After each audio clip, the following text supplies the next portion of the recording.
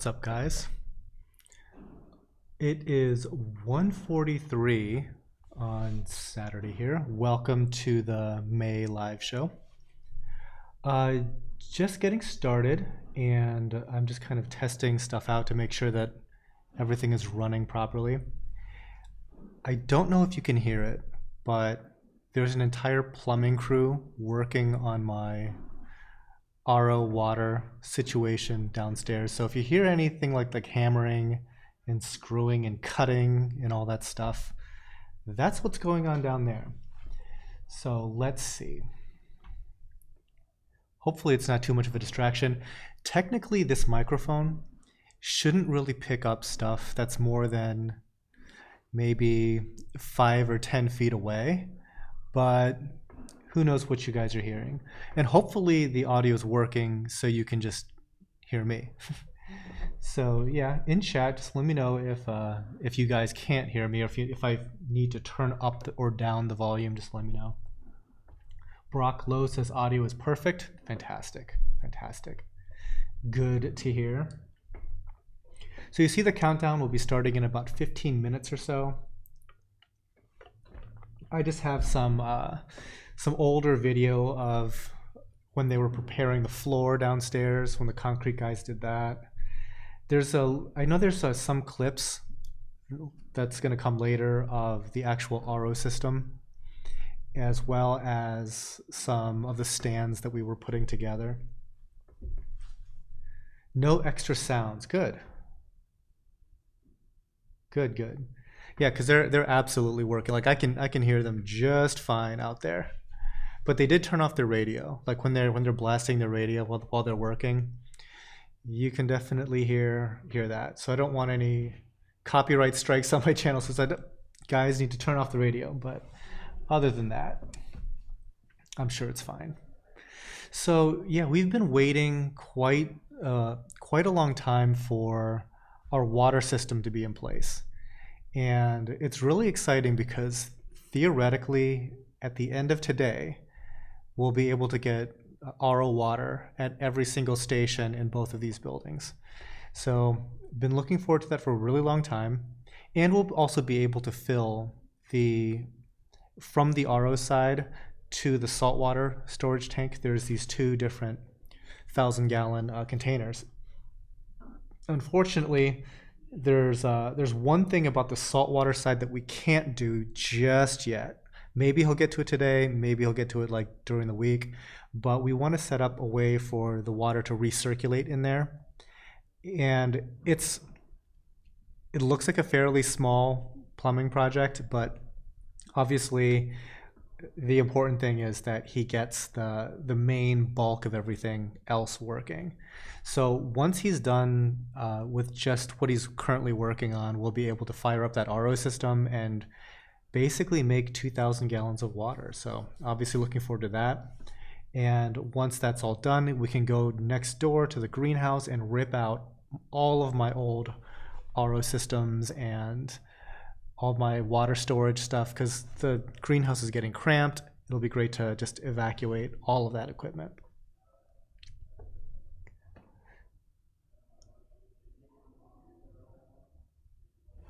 Just checking out some of the comments here and say hi and hello to the early people jumping in. So hello Ireef, hello Ethan, Blue Basin Aquatics, Johan, Aloha Reef, M2 something. What did I miss here?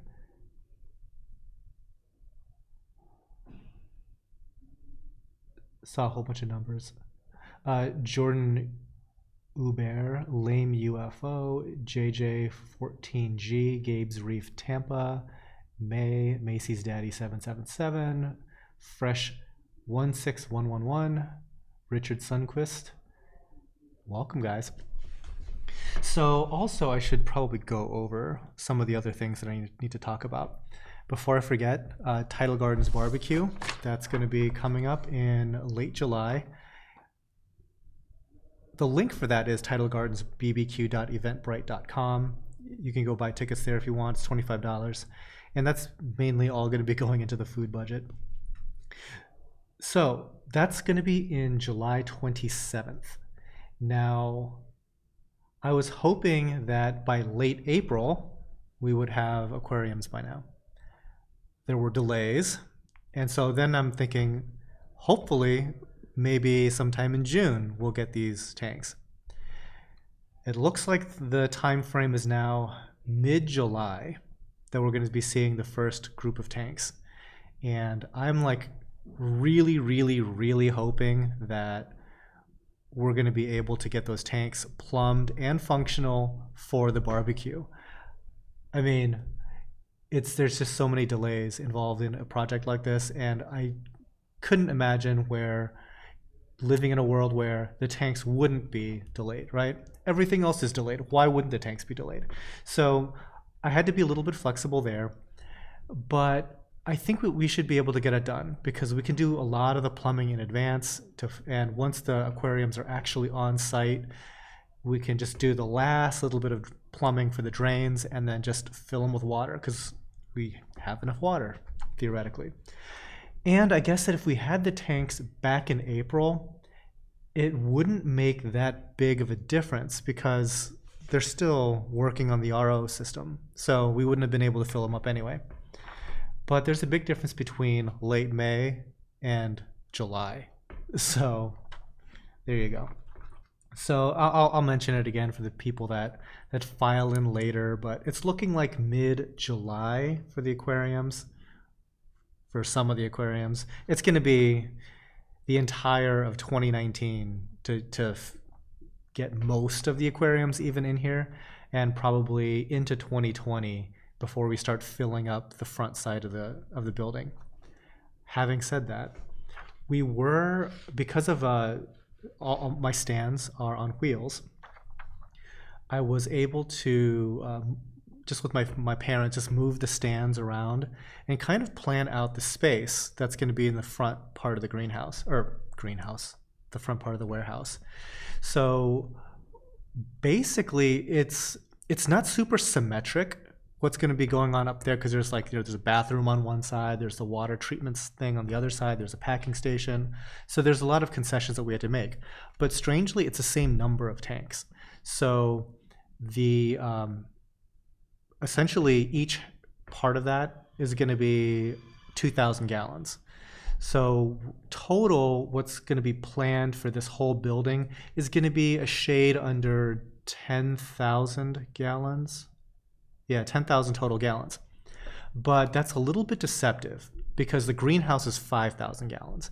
And all of this new space, and you're only going to double the volume.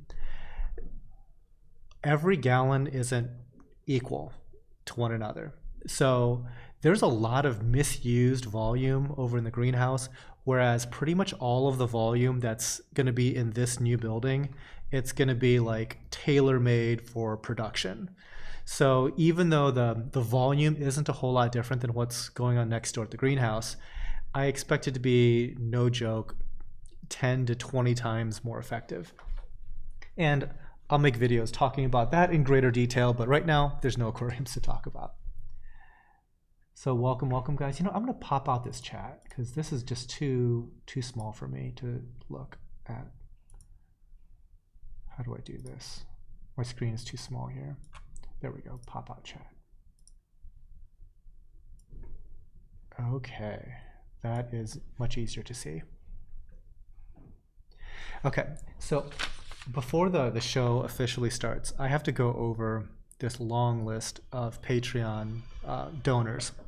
So down in Dallas for Aquashella, I was introduced to an artist named Elisa, and she does her Patreon very well. And she gave me all these different ideas on how to kind of revamp my Patreon offering.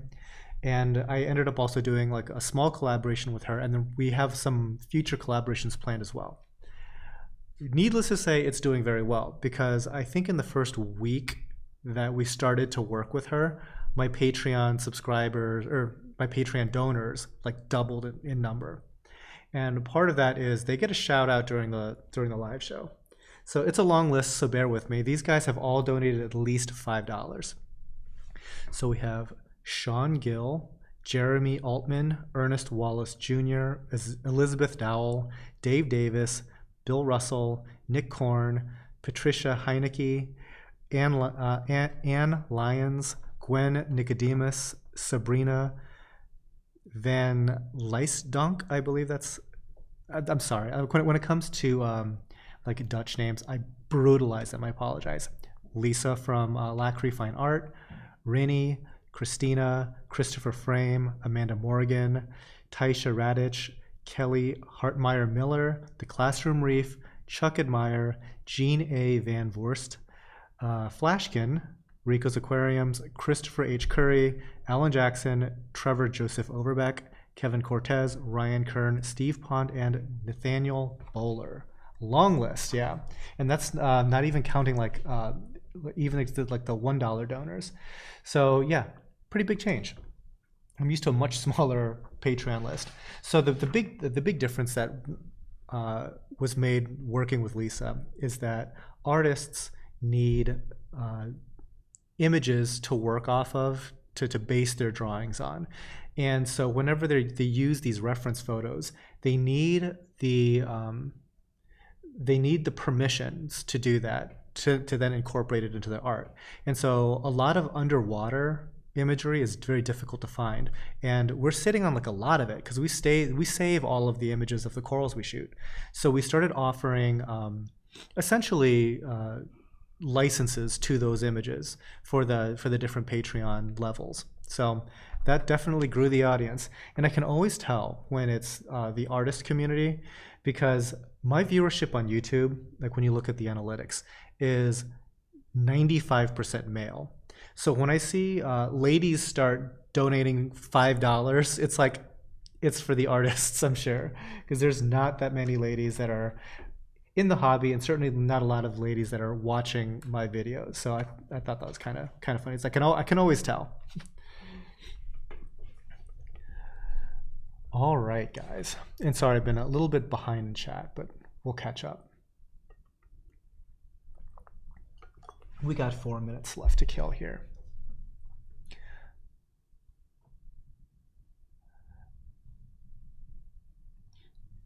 So people are all excited about the new building. It's obviously much slower progress than I would like, but there's progress going on right now. The plumbers are downstairs. And one thing that wasn't captured in this video is that the Finnish carpenter was doing quite a lot of work, doing like a lot of the trim, and almost all of the columns are now covered in AZAC, which is like a composite material that's completely waterproof. And they have to be waterproof because our tanks, just by the way that they're located, are going to be very close, like within inches of these posts. So I can't have a situation where over the years they just get damaged by salt water over time, and eventually I lose the second floor of my building because I destroyed all the posts holding it up, right? So he did get a lot of that done, and I think Finnish carpentry is a lot like painting. Like, so when I paint like a wall, until it's completely finished painting, it just doesn't look right. Like the illusion isn't complete until the last stroke of paint is on the wall. And that's kind of what's going on downstairs. As long as there's little bits of unfinished trim and stuff, the building just does not look complete. So like in the video that you're seeing here, all those wooden posts, they're all covered. So they're white and they're AZAC and they're highly polished. So yeah, it's kind of a bit nicer looking now. So there is some progress. No aquarium based, unfortunately.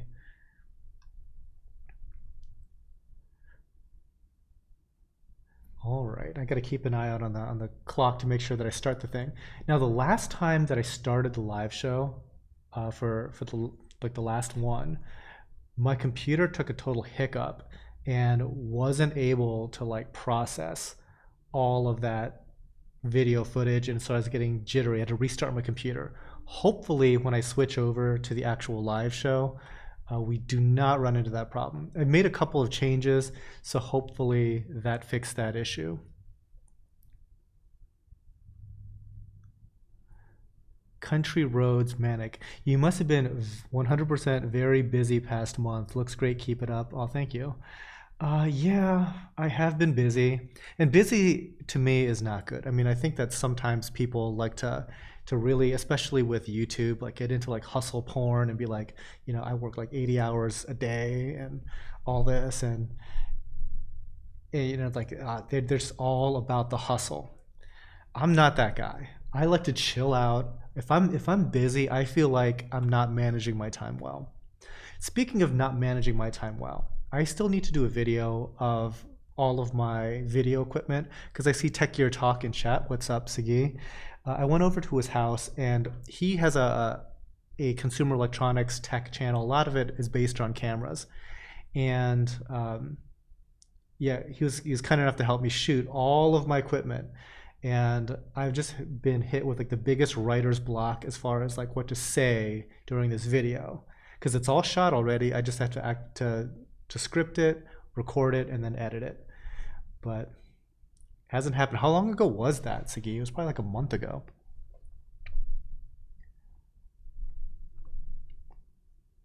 Van rocking the beer thermos. No, no beer this time, just water. I still have beer from the last time some folks had gave me some.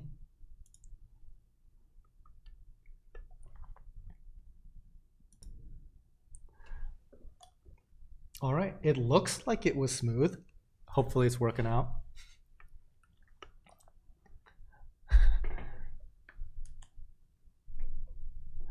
Catfish, catfish, I'm a woman, not a lady. Labels, right? Well, welcome. Fan and Ben. I'll have to Andrew, I'll have to let Ben know because Ben doesn't watch these live shows. Picked up the Golden Goose Millie a few weeks ago. It's doing amazing. It's got new growth already. And the Jello Shot Acro is doing great too. Awesome. Yeah, those are some high-priced acros. So definitely want to keep those guys growing and happy. Yeah, there's definitely some women/ladies that are in the hobby. Don't get me wrong. I'm just saying that my viewership tends to be extremely XY skewed. Two, please. Welcome. Nice to see the new shop footage. Appreciate it. Yeah, it does look better now. It goes through these phases of getting kind of trashed once all like the carpenter and the plumber gets done with their stuff, and guess who gets to clean it? This guy. Hi Than, love Christy. Oh, what's up, Christy? We still need to hang out.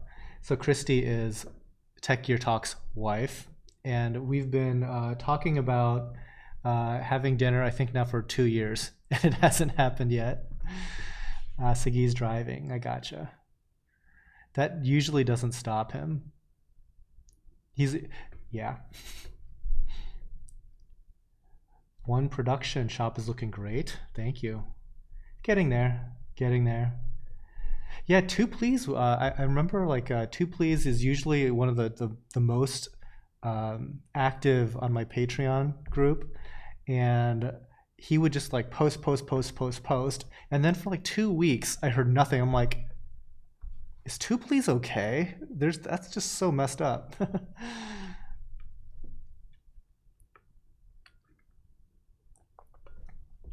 Mike Hewitt, first live show. Welcome.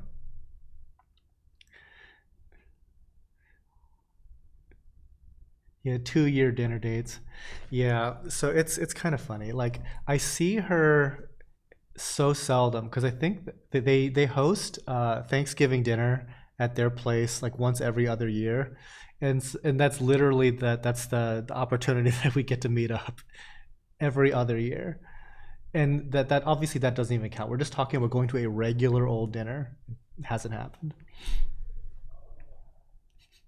Text me directly, Sagi's bad at calendar management. Also, you guys are busy. I mean, I get that too, right? It's like you guys are busy and I'm antisocial. And that's like a bad combination to try to get together for dinner.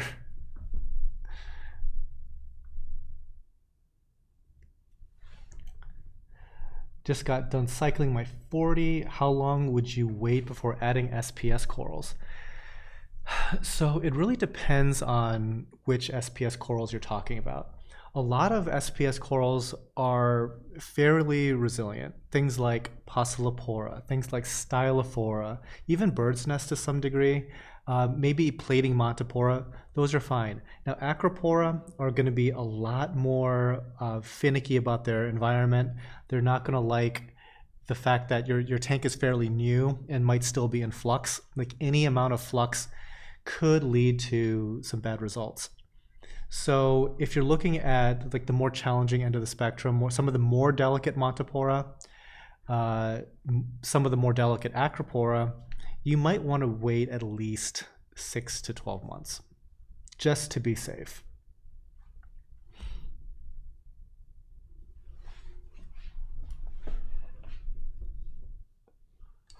So you're going to notice here that a couple of these ZOAs are highly uncooperative. I always kind of like lament going through the live show for zoanthids, because clearly we're only choosing like the nicest, most open ones for videography to do on the show. And so far we're doing all right. Like number 9 here, Emeralds on Fire, they're all open. But there's like some others, as soon as you touch them and place them onto the rack, they close and they just look like they're angry for like 4 days in a row. So a couple of these guys, no matter what we did, we just could not make them happy. And you can't replace them because like you move it, then you put another one in its place, and that one's all closed now too. So a couple of these guys, they're perfectly healthy, but they're just not happy. They're just camera shy, I guess. Great bearded reef. Hi fan, love the content. Thank you. I wish I could make more for you guys. I really do. It's frustrating for me. Knowledge and streams you share with us. Nick, fan, have you ever thought about selling your photos of corals as prints? Yes. So there's actually a couple of things. The camera that we use, and I'll talk about this in my camera specific video a little bit. The stills camera that I use is very old. It was purchased way back in like 2007, 2006, 2007. It's a Canon 5D Mark II, which is a 21 megapixel camera. Back in the day, that's a huge number. Today, for the most part, it's still like a decent resolution camera. And before Tech Gear Talk jumps all over me about how megapixels don't matter, the only place where megapixels really matter is when you're trying to print like magazine quality stuff or large prints. So for example, I wanted to do like these sound panels that are in the studio, for example. There's a company that can do like a 4-foot by 4-foot sound panel with your photography on it. And I'm like, sweet, let's do that. They want a 100 megapixel image. So yeah, that's going to be a challenge. So that's kind of also the issue with offering prints. It's like Teespring, the place that does like the YouTube merch. So if you're watching this video, I don't know, maybe down below it says, you know, you can buy some t-shirts or leggings or something like that. They offer all kinds of products, and we will be updating that over time. But one of the things that they do offer, Nick, is they have like a thing for prints, but the resolutions that they want are extreme. So we're going to have to like creatively upsample our existing imagery, or we're going to have to get a new camera, which we've been hoping to do for quite some time now. It's just that this building sprung up out of nowhere and soaked up all my money. So I don't have a budget for a new professional like digital camera. Do they still call them digital cameras, or are they just cameras now? Because I don't think people really use film that much.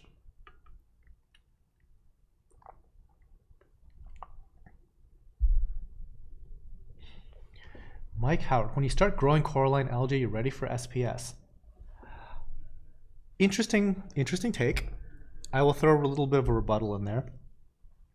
For some of the most light demanding SPS, you really shouldn't be growing a whole lot of coralline algae at all, because a lot of the ones that demand a ton of light, a lot of the corals that demand a lot of light, a lot of the acros and things like that, that same level of lighting intensity kills a lot of different types of coralline algae. So I remember when I used to have like basically I think it was like a 75-gallon tank, and I had like 1,000 watts of light over it. I had two 400-watt metal halides. I had VHO over top of this thing, and the corals were growing out of the water. The rocks were white essentially, and with like a couple of hints of like rust-colored coralline. But all the purple stuff could only grow in the deep underbelly and the caves and stuff like that of the rocks. Two, please. How many barbecue tickets are left, Van? So we set the limit at like 100 and something, and I think that we've sold like, I'd have to double check again. I think like 40 is the official number, but I expect to get close to the 100 point as we get closer. Okay, Mike is asking, newbie question. I always hear about calcium alkalinity and magnesium for SPS, but are they as important when dealing with soft corals or LPS? They are not quite as important, because a lot of the calcium alkalinity and magnesium stuff, and really of those three, alkalinity is the most volatile, it gets soaked up by the growth of stony corals. So soft corals, even though some incorporate some calcium development, it's not nearly like Acropora or a lot of like the fast-growing SPS corals. Now LPS, some of them can grow quickly, like Favites, but again, it's not that comparable compared to the faster growing stuff. So the types of chemical changes that you can expect could probably be smoothed out just by doing regular water changes. So like once every week, 2 weeks, that's pretty much all that's going to be necessary. You could always test to make sure, but unless you're getting like massive growth out of these things, you're not going to really see a dramatic dip in those values. Look at that thermos flask. This is my fake Yeti. I ordered this on Amazon, and usually these things are like $75 to $80, and it was $20 on Amazon. So I bought it, and turns out that it's a fake. So I looked up online how to tell if it's a fake Yeti. Sure enough, it was fake. And it was kind of funny because the packaging that comes with this thing, all over it, there's like American flags and stuff. And the card says, no matter what, please do not file an ABC claim with Amazon. And as soon as I found out that this was a fake, I filed an ABC claim with Amazon, and I basically just got all my money back from the seller. Like, they're like, sorry, here's your money back. We totally know it's a fake. So this is my free fake Yeti. Straight whiskey. Justin Arrows. Okay, so I didn't tell my beer story. So a couple of live shows ago, I had one of the beers that was given to me by Ken, who runs Coral Frenzy, that coral food. Yeah, he stopped by. He gave me a 6-pack. I still have beers left from that 6-pack. It was all kind of like Michigan microbreweries. And then somebody on chat, shoot, I'm going to forget the name now. I think it's John. But this person said on one of the other live shows, I'm going to send you this Ohio microbrewery beer that you're going to love. And so sure enough, I get another 6-pack like in the mail in like a styrofoam box. And I still have beers left from that thing. So like I definitely do not drink a ton.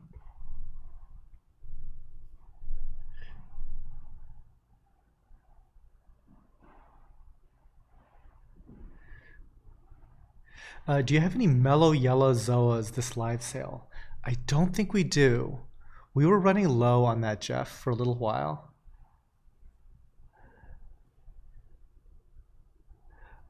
Tech Gear Talk taking some requests. Panasonic G95. So I have to kind of like out us a little bit, Jay Carey. Tech Gear Talk and I have a running joke about Panasonic that there's well, it's specific to the GH4 and GH5, but we speak in very derogatory fashion about the people that use those cameras.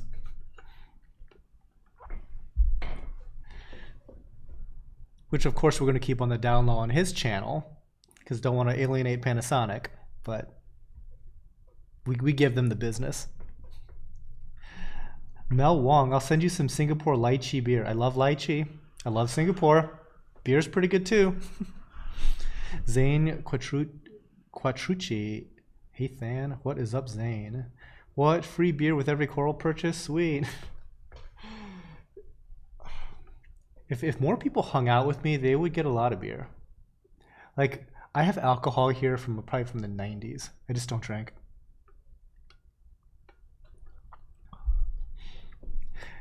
Aussie went. Man, I loved your tank tour of Ryan's 1,000-gallon tank. It was pretty sweet. I mean, part of me wishes that I had like my full gear rather than just my travel kit. But it turned out pretty nice. And his tank was like so large and so nice. And he was like such a gracious host. Like he took us out, he took like a group of us all out to barbecue that evening and everything, like to actually get some real Texas barbecue. So like, this is amazing. Y'all giving Panasonic that sauce. That ain't right.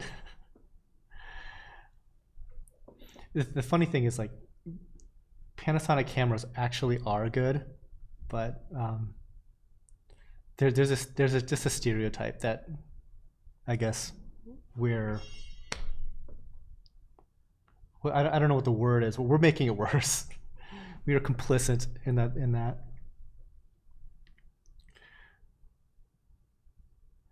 Yeah.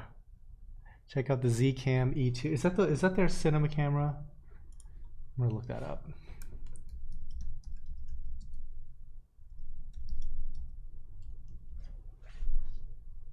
Yeah, it is. No, it's not. Not really. Okay, well, it's not a Panasonic at all. Okay. It's a Z camera E2. Yeah. I could go hard into the camera debate for sure.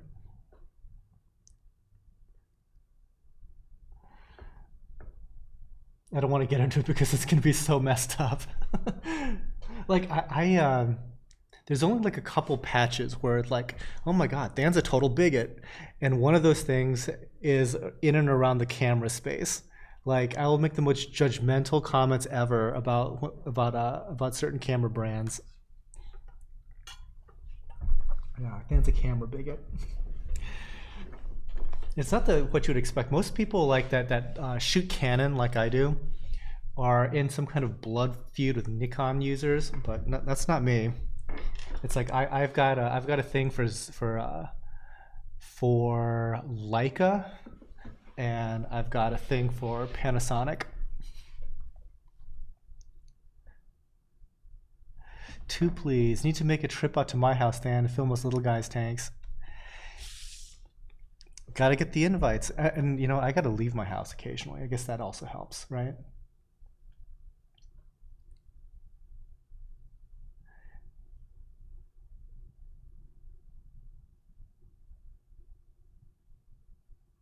I'm like watching my playback here on some of these corals, and I'm just immediately thinking of how I can do certain things better. What do you think about red cameras? See, I personally haven't used a lot of red, because a lot of the benefits of red are lost on me. So I think that if you're an independent filmmaker, red is something that you should really be looking at and really should be considering. But if your means of distribution is YouTube, a lot of the strengths of red are going to be washed away by YouTube's compression. The other thing about red is that like what they're very good at is raw video and your ability to then process red raw files. My camera here, like the one that's shooting me right now and had shot all these corals in the background, that is also capable of shooting RAW. And never once have I shot RAW with this camera, because the amount of file space that it takes up, the amount of extra work it is to work with RAW files, it would just basically double or triple my time. And on top of that, it'll probably multiply my storage space by 10, literally 10, because my current data rate for shooting just for YouTube at 4K 60 is something like 100 to 200 megabits per second. When you start shooting in RAW, it goes up to like 1,000. And when you start just chewing through terabytes of storage, it's not that fun. So long story short, Red is very good. Red is definitely not for me. And at the price point, I would have absolutely no chance of recouping that.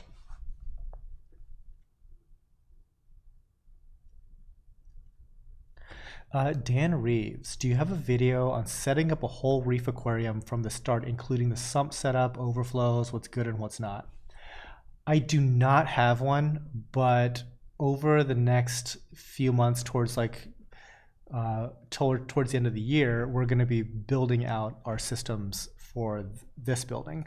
Now, obviously, the scale is completely different, but the nuts and bolts of what goes into it is not different. So, for example, once I get my sump, all it is going to be a big, open money coffin. No, it's just going to be like a big acrylic box. And it's going to be essentially the same sort of thing that a home aquarist would have, only it's just bigger. So all it really is going to have is something for temperature control, protein skimmer, calcium reactor, return pumps. That is it. Now, it's going to be made more complicated just because of the system that it's going on, but effectively a lot of the stuff still resonates. So we're going to be showing that. We're going to be showing the tanks themselves getting plumbed in and started up. So in that sense, you're going to get an idea of just, I guess, like my philosophy as to how to do these systems. And you might even see like 2 years from now where a lot of the initial assumptions that went into designing these tanks, maybe they didn't work out and we've made changes along the way. It's unlikely, but because I mean, we've kind of done this a while. This is probably like over 30 years that I've been doing aquariums, and they're slightly different from each other, but philosophically they're not that different. So I think that you can kind of get some insight based on those videos. And I'm actually thinking just for YouTube of setting up some smaller aquariums, and this is purely for like your guys' benefit and almost your entertainment factor, because I want to set up some species specific stuff with stuff that you can basically buy off the shelf. Like all of my junk downstairs is going to be custom, right? That doesn't help a lot of people out. So maybe I'll go with a tank manufacturer that you've heard of that has like a stock size tank, maybe something between 75 to 180 gallons, and just do like species specific tanks and just show how like we would go about setting something like that up. Do a couple of updates over the course of like maybe like a year or two, and probably just tear it down and start something new in its place and start that from start to finish. But maybe we could do like a bunch of those, and so you guys could just get a constant influx of kind of basically specialty tanks. Tina's Reef, welcome. Happy Saturday, everyone. Welcome, welcome. Marius Stark, just received my YouTube notification. Awesome job, YouTube. Don't even get me started on YouTube right now. They are persona non grata with me. But whatever. I stopped caring a long time ago about what YouTube does. I'll be here. I'll be here.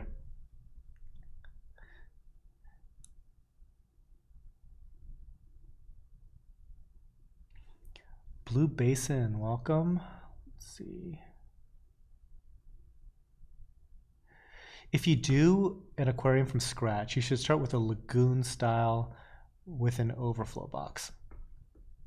what is lagoon style exactly? I mean, you'd think that I would know, but I kind of don't know what a lagoon style tank is. Is that the same thing as like a peninsula? Assuming for a second that you do mean peninsula, almost all of my systems downstairs are going to be like a double-ended peninsula. So the way that they're set up, they're 10.5 feet long each. And on the long end, that last 6 inches, that 10.5, right? That half is going to be the overflow box. So the entire width of the tank is 36 inches, so it's going to be a 36 by 6 inch area. That's just going to be the overflow box. And that's going to be black. So I'm going to be putting these two tanks back to back, and then both of them are going to be plumbing down into a central drain that takes the water to the sump. But what that gives you the effect of is kind of like this double bullet shaped system. And that's kind of how a lot of my my tanks are going to be set up downstairs. Is going to be these basically like an island with just like the middle of it as like the central divider where the overflow boxes are going to be.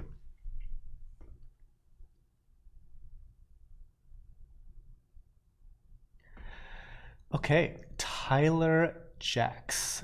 What makes the Rainbow Monty so red? Mine is mostly yellow, green, and new growth is red, orange. So that is one of the Montipora that has it has the ability to change color mega substantially. So even if you looked at some of our live shows from the winter time, let's say like January or December, if you compare the appearance of the Rainbow Montipora from that versus what you're seeing now, they're going to be looking like completely different corals. And they're literally the genetic identical corals. In fact, some of them might just be unsold ones from back then that had gotten fragged and then now are being sold again. So you might be literally looking at the same polyps even when you're looking at some of these Monties, and they're completely different. A lot of it comes down to just fluctuations in temperature, fluctuations in light, the fluctuations in photo period, because right now I would say that we're in spring, except that it's like 90 degrees. We're clearly in the dead of summer now. And everything has changed practically overnight for these corals. So this past winter, we did a great job because we are running on the new heating system from the new building. And like the temperatures are rock solid. But now that it's sunny and hot and the sun stays in the sky for 16 hours, you know, all those different things like mess with how corals color up. And also just all the pollen that's in the air that's now making its way into the tank, that's having an effect. So yeah, a bunch of different factors. Because theoretically, the chemistry shouldn't have changed a whole lot. It's just a lot of the seasonal differences have made a big difference. Mike, who comes up with the names of these corals? Good question. If the name sounds like forest green Samacora, we probably called it that. If it's something wackier than that, chances are we found it online from some other source. When it comes to naming corals, like I am out of ideas. Ben, for the most part, is out of ideas. So it's not exactly the most fun pastime. I know a lot of other companies will go out of their way to brand corals. So even if, for example, a coral that people are very familiar with, let's say radioactive dragonite zoanthids or eagle-eye zoanthids that everybody knows is an eagle eye, they will go out of their way to call it something else. They'll call it like their company name and something new, zoanthid. We tend to go the exact opposite direction. If something has an established name, we would much rather use that, because search engine optimization is a high priority here, and we want to use terms that people are looking for through Google. Now, if we can't find anything, we will then have to come up with some name. But yeah, when it comes to like originating a lot of creative names, that is not our gig. Not that fun. Is the Idaho grape a Palawanensis? I don't think it is. They kind of have a similar texture, but Idaho grape plates, whereas the Palawanenses I've seen tend to encrust more, and they're way slower growing.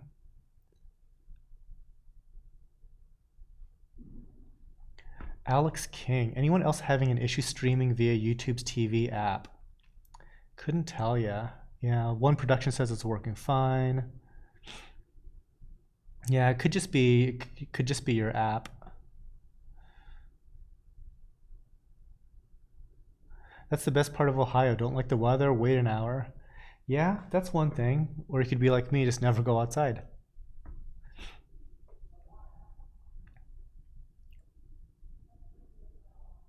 Marcus Stevenson, huge fan, huge Monty fan.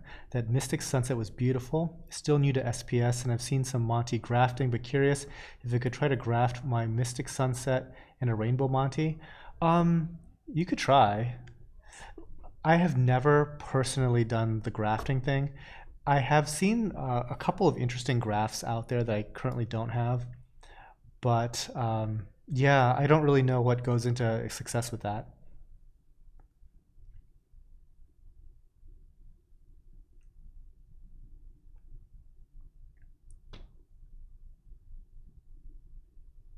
Nick, then you get corals being sold by lineage of vendors and get things like blah blah blah blah blah blah blah blah blah. Yeah, yeah. I think that as time goes on, uh, I was about to say as time goes on, a lot of the vendors will have basically the same stuff. But I kind of caught myself because going back to all of our old images that we've shot over the years, there is no joke 100 different types of acro that we no longer have. There's 100 different types of zoanthids that we no longer have. That since they were colonies or frags that we had 10 years ago, and over the years we either sold out of them, they died, they fell like the last one fell into another coral and died, stuff like that. Who knows? And just like over time, I think that um, you start losing variety, if that makes sense. So hopefully, there's insurance policies out there where you've kind of spread out your your base to other people's aquariums, so you can kind of hopefully get stuff back. But the long and short of it is, oftentimes their systems fail. Oftentimes you had more success than them to begin with, and by the time that yours has kind of crashed and you need another one back, no one out there has theirs anymore. So yeah, it can be a challenge, because I'm just thinking it would be so nice to have a lot of those, especially those Zoas back, because there's some really cool ones I've never seen again.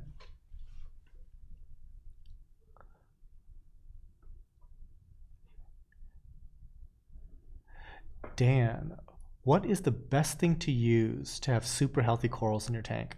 If you're asking me, Dan, I love water changes. Very simple to do, pretty much guaranteed to work.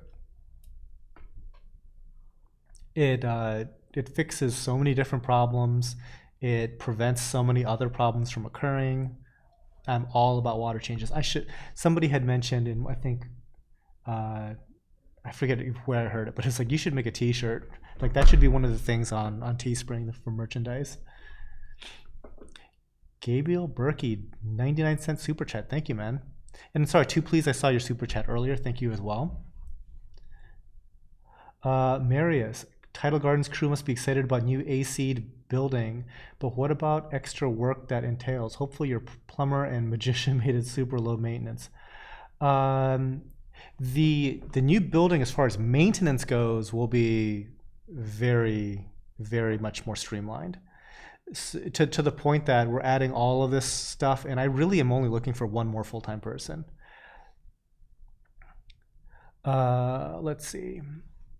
As far as like the AC, This was the first day that we activated the AC that's in this building. And granted, there's no aquariums here, there's no lights that are generating heat or anything like that, but it was kind of warm in here, kind of warm and muggy because it's so hot outside. And it took about 40 minutes for this single air conditioner to drop the entire building down to 72 degrees. It's pretty impressive. The unit that we have is like, I don't know if it's a commercial sized unit, but it's a 5-ton 3-phase air conditioner, and it's kind of tweaked to go kind of heavy on the moisture removal. So in that 40 minutes, I think it removed about 3 gallons of water from the air, and that's like with obviously no tanks running, nothing to really generate humidity. And yeah, just soaked all of that up and dropped the temperature. Now, if we do need another one, we do have the line set hookup ready to go. So I just have to kind of, get into that. But so far, not too bad. Not too bad. I'm just thinking like, I hope it just doesn't crush my electricity bill, but it's a big air conditioner. Of course it is. Brady Hubbard just joined stream, was wondering how old these videos are. Up to 3 to 4 weeks ago since your last stream. How old the videos are. I shot this video 2 days ago. If that's what you meant. Like the corals that you're seeing behind me, the corals were picked out on Monday, and I think like basically all of it was shot Thursday. So yeah, a couple days ago. As far as like how frequently we do streams, sometimes we will do 2 a month. Sometimes we'll only do 1 a month. So for example, in May, we've only done one show.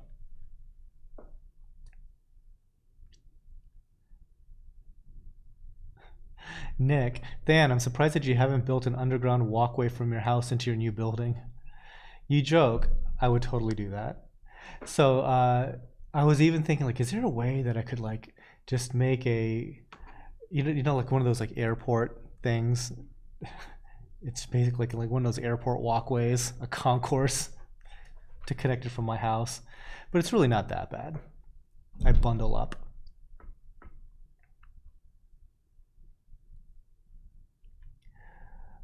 Zakeel Gordon, how long does it take for you to put together this video presentation premiere every month? Well, so if you're looking at the coral video, per coral is about 40 seconds. So let's say it takes like a minute and a half to shoot that coral. And depending on how many you shoot, this particular one I think has like 190, so you do the math on that. Then you have to grab up all those video files, get them onto the computer. That doesn't take too long, but then comes the process of editing it all. And the editing isn't that bad either, but where you really run into the time sink as far as this goes. Because like if you were just to start this, that would be kind of stinky because there's a lot that goes into building all the different overlays and stuff like that. But that's not that bad.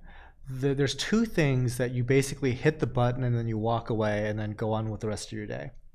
The first thing is stabilization. So right now, like you can see that the camera is moving. Anytime that you move a video camera, you're kind of screwed unless there's a whole bunch of things trying to help you stabilize the image. So my lens that shot this video has image stabilization. The fact that it's on a motorized slider is image stabilization.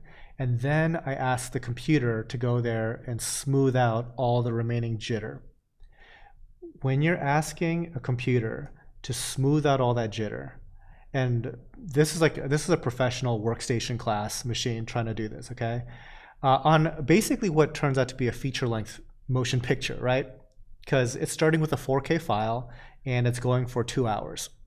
That's like, I mean, it's not quite as long as Avengers, but you get the picture, right? It's a movie, and you're asking it to stabilize every frame of this movie, and there's 60 frames per second for 2 hours. So once you hit that stabilization button, come back in 5 hours. It's not going to be done for a good long time. Assuming that that goes well and everything does get stabilized and it starts to pre-render everything, you can then export it into the file that can be used in this production. And that's another time where you hit the button to say export, and then you just walk away for the rest of the day and come back later.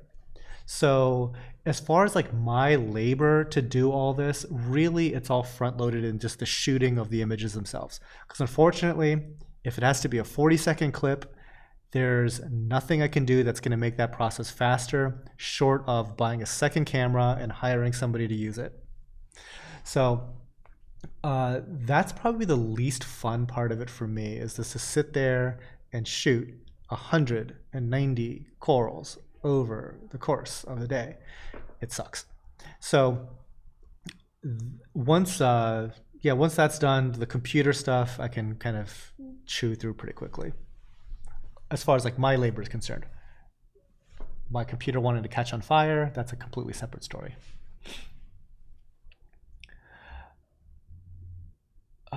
Let's see.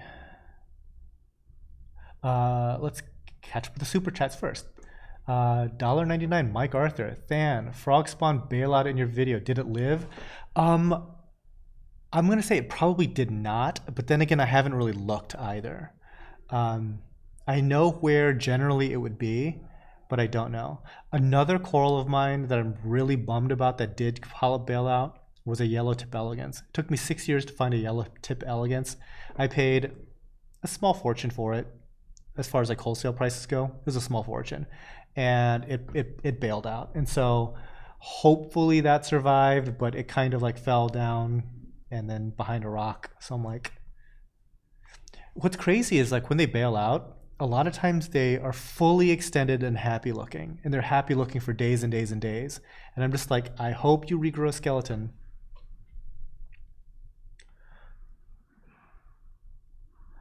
Marius, 72 degrees is temperature preset for this building, or evaporation will dictate ambient room temperature?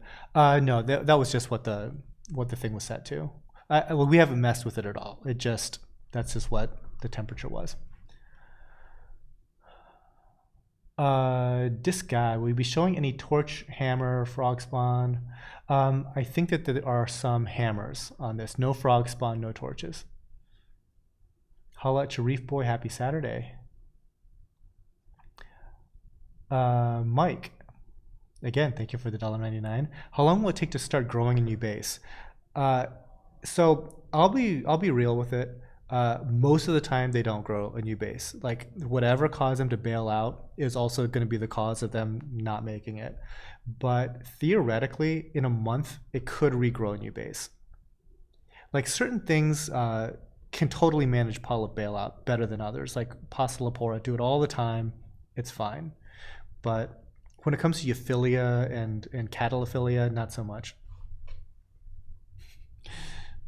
Good idea, Marcus Stevenson, the t-shirt idea. Put the Tidal Gardens logo, and right underneath is, have you changed your water lately? I don't know if you guys have ever seen this channel on YouTube, but it's a very popular channel. It's like over 1 million subscribers. It's called Two Set Violin, and it's these two Asian guys that play violin, and they do a lot of kind of like meme-y type stuff with violins. And one of their things is always like practice. And so they actually just have a shirt that just says, practice. And yeah, that's pretty much like my take on water changes. Just water changes. Two, please. Tina says smash them thumbs up. How many thumbs up are we at?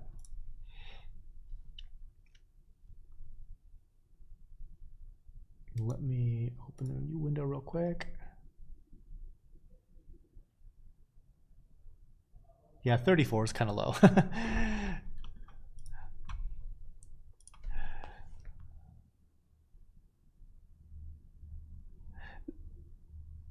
Tech Year Talk. So it's a lot longer than Avengers because 24 frames per second versus 60 frames per second. That's a good point. That's a good point. Yeah, that's how much processing goes into something like this. Yeah, the computer has to stabilize 60 4K.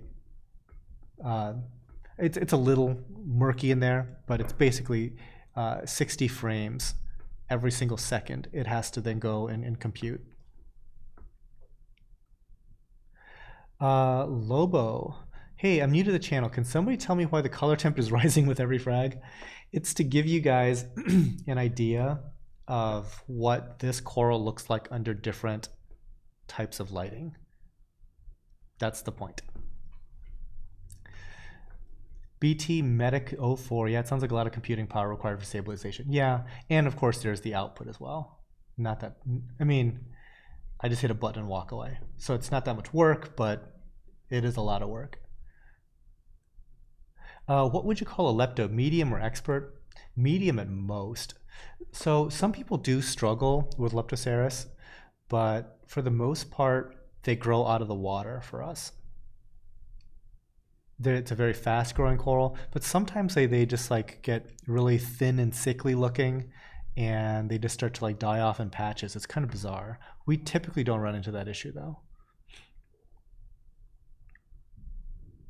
Kristen Bullens, love your corals. Thank you. I've watched all your vids and they've helped me so immensely. Thank you. Well, you're welcome. I'm glad you're watching.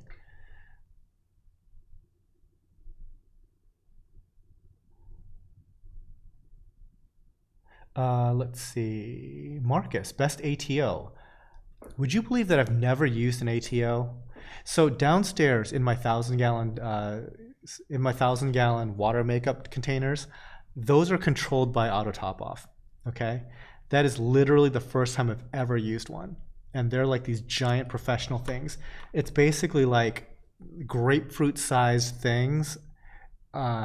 It's completely not hobbyist. It's industrial stuff. First time I've ever used it. As far as like what has the best reputation, I heard people like Tunzi. So yeah, 2 please at Tunzi 3150. Is that the optical one? There's one Tunzi that is an optical ATO. People tend to like that a lot.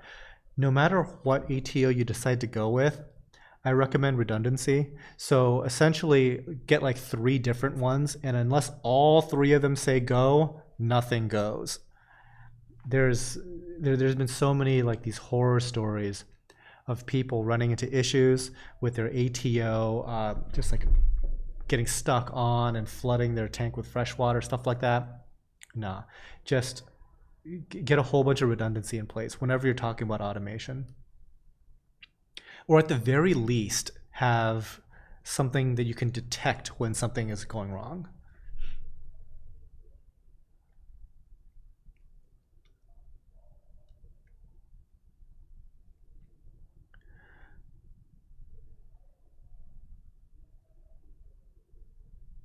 Just catching up on chat.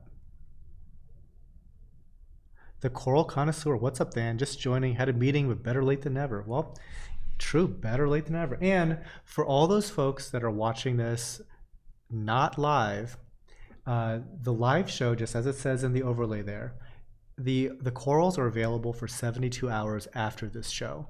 So plenty of time to shop if you didn't catch this show live. Let's see, Adam, any thoughts on Chinese black boxes? Just ordered a 300-watt Mars Aqua. So I haven't used them personally, but there's a few different ones out there that people do use. A lot of them work just fine.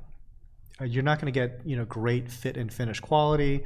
They might not be quite as reliable. The electronics might just go on the fritz, but they're inexpensive. And if it's not currently in your budget to get like, an Ecotech Radeon Pro, one of these black boxes is a starting point.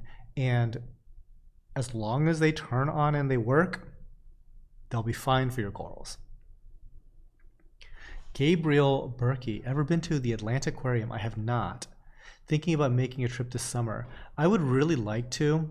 There's a lot of stuff I'd like to do. I haven't been to Atlanta since that thing was built, I don't think. And I really would like to go there. And I know that they even have like scuba diving in their big tank and stuff like that. I think it'd be a cool experience.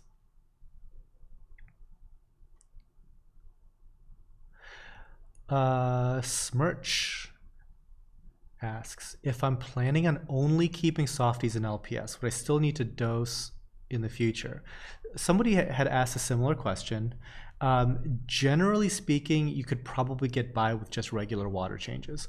So the thing that makes dosing necessary is when there's like a rapid uptake of calcium, alkalinity, and magnesium, specifically alkalinity, because that tends to be the most volatile of those parameters. Unless there is something that's actively soaking up a lot of that to throw off your basically to throw off your chemistry, you really don't need to tweak chemistry that much. So for what you're describing, a weekly water change would be more than enough just to keep the baseline stable.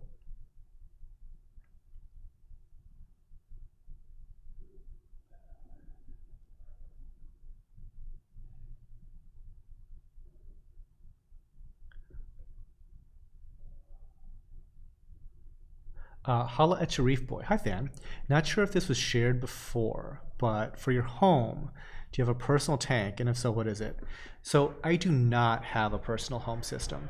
In fact, I haven't had a home like show tank or a show tank of any kind for like 20 years. So later this year, hi, Mom. Yes. Yes, okay. So my mom is just reminding me that Monday is a holiday. And so all the corals that are purchased, the shipping is going to start Tuesday. You guys probably didn't need to be told that, but it's just good to, just in case, right? It's like, why don't I have my stuff shipped out on Monday? Well, because nobody's working except us. So anyway, yeah, I haven't had a personal show tank in like 20 something years. So once we have the two like mega gigantic show tanks going in downstairs, here is the first time I've had a show tank of any kind. Now, would I have an aquarium at home in my house? No, definitely not, because I know two things are guaranteed to happen. One, my cats are gonna end up in the tank. Guaranteed. They're fat and they're clumsy and they're gonna try to fish stuff out of the tank. The second thing is one of them likes to chew on cords. So she's going to electrocute herself on like a radion cable. So no, I'm good on not having any tanks in my house. And have hardwood floors and stuff. And you know, like spills happen. I don't want to ruin my floors. I got like all this concrete with floor drains out here. I'm going to make use of that. And staff, like people help me take care of these tanks. At home, not so much.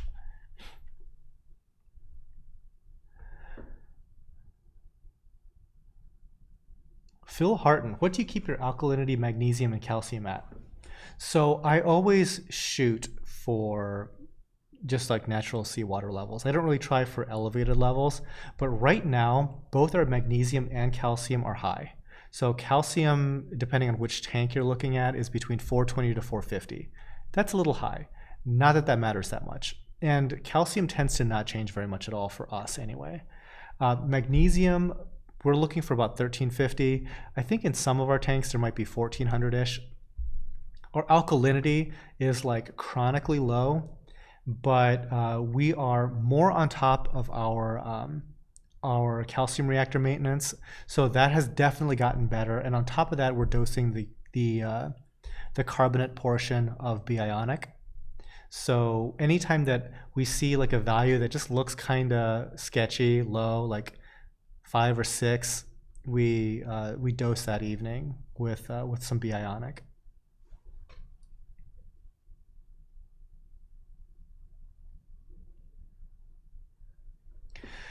BT Medic 04. Picked up an Aussie gold hammer today from a local reefer for a very good price. Awesome, because that is a small fortune if you were to buy it from me. During the interaction, we spoke about the Indo ban. How has that affected you? Any word on if, when it will be lifted? So I haven't heard about it being lifted at all. In fact, there's like a lot of speculation that if it does open up, it's going to be like mariculture only. But I have not heard anything of it opening up. Now, how has it affected me? Well, Tidal Gardens, for better or for worse, has always been about aquaculture. Sure, we do bring in corals that cannot be aquacultured, and just to kind of like complete our product offering. But you see with just like the number of frags that we have and the number of varieties of corals, we're always looking to be able to basically infinitely propagate any coral that we acquire. Now, a lot of places are struggling because of that dynamic. They're struggling because they really relied on this influx of coral. And guys, in the last like 12 to 14 months, basically, get this, when we first started building this building, let's say 14 months ago, however long ago it was, none of this ban stuff was in place. Like, we independently came to the decision that we wanted to expand our aquaculture operation here. The entire world, as far as like the coral reef hobby, has changed in 14 months. Like, I would say that between then and now, 98% of all incoming coral has stopped. So like people like completely downplay how big of a player they were in coral export. They were like 90%, like they were everything. And like soon after that, Fiji had shut down, and Fiji wasn't huge, but I mean, it had its niche following as well, because like there were fantastic maricultured acros coming out of there, and there were fantastic zoanthids. Like, Fiji zoas are just the best I've ever seen. So then that basically left Tonga, which has historically been really rough. The Caribbean, you know, Florida, so sea fans, Rorquodia, flower anemones, that sort of thing. And then Vietnam. Well, I'm hearing stuff about Vietnam about like shipments getting stopped. So I'm not sure if that's everyone or if that was like some isolated pockets, but I'm hearing about disturbances in Vietnam, which now basically leaves Australia. And Australia has a set quota on what they're allowed to even collect. And a lot of the collectors have run up against that really early, to the point that I think that, I mean, some people were talking about like, yeah, don't expect any corals in 2020. Like we've blown through all of our quota. Like, the corals that you see here from Australia will not be available for another 12 months. That sort of stuff I hear. And then I hear rumors about Australia shutting it down completely. So, because obviously Australia being like the next biggest thing after Indo shut down, all of the business went to Aussie, because Australia that's an expensive place to shop for a wholesaler. And so you can get cheaper coral from Indo or really expensive coral from Aussie. Well, once all that stuff shut down, all of it went to Australia. And the Australian government, they're like, you know, we're not liking what we're seeing here in terms of like the volumes we're talking about. We might just shut this whole thing down. Okay, some comments about ATO. I'll let you guys work that out because you guys have some personal experience. Again, I don't have a ton of experience with ATO. Let's see.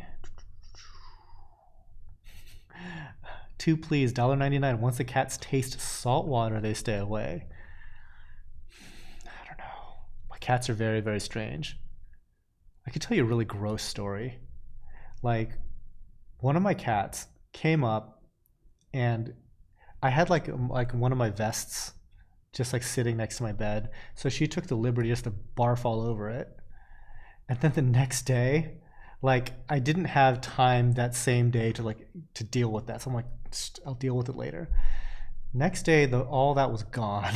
So I'm like, ugh, gross kitty. You're so gross.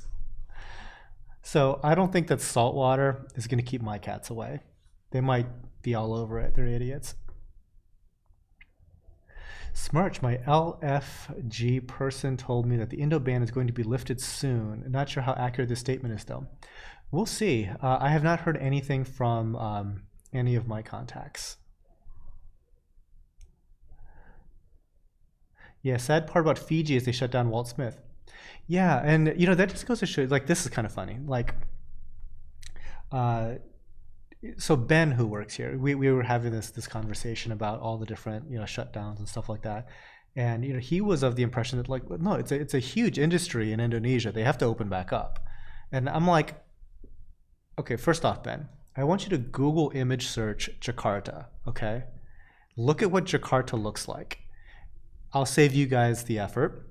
It looks like Chicago that is in the middle of Indonesia.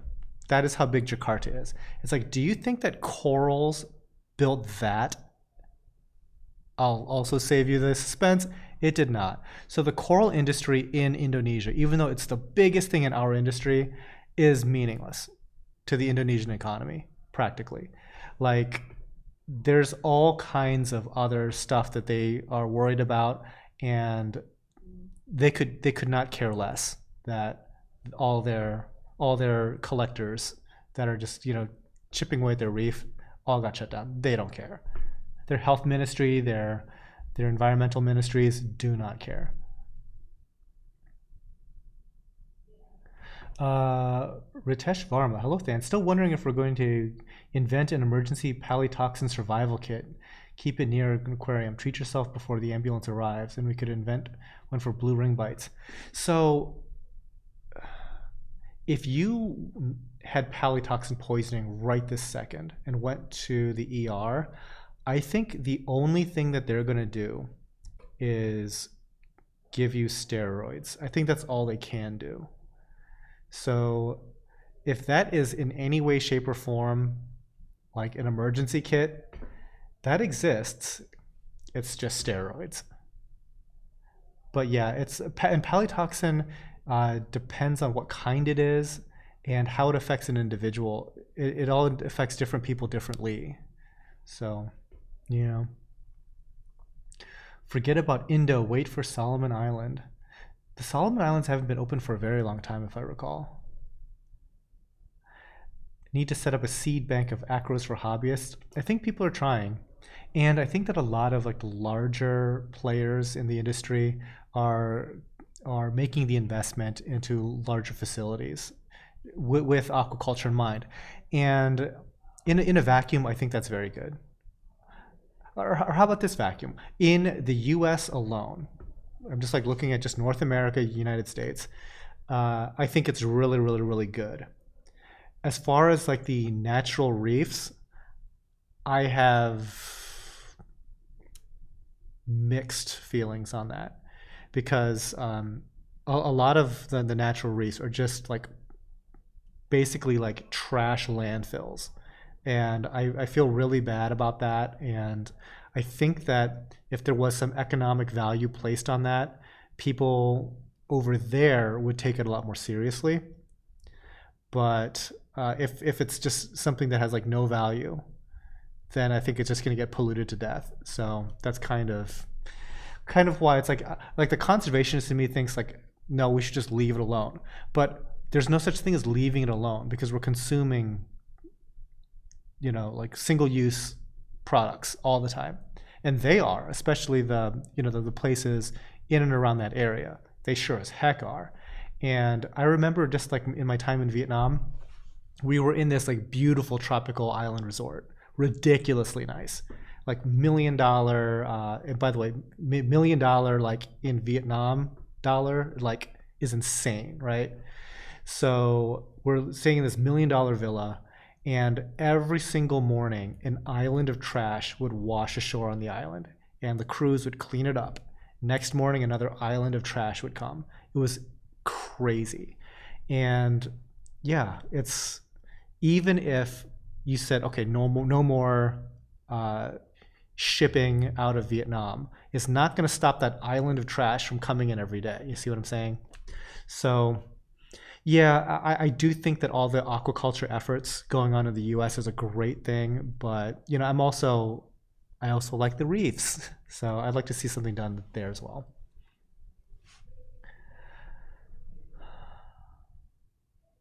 EN Reefs, why don't they coral farm in the Gulf, make our own coral reef?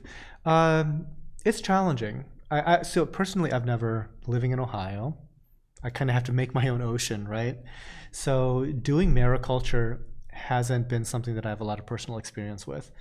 From what I gather, there's a lot of challenges with mariculture.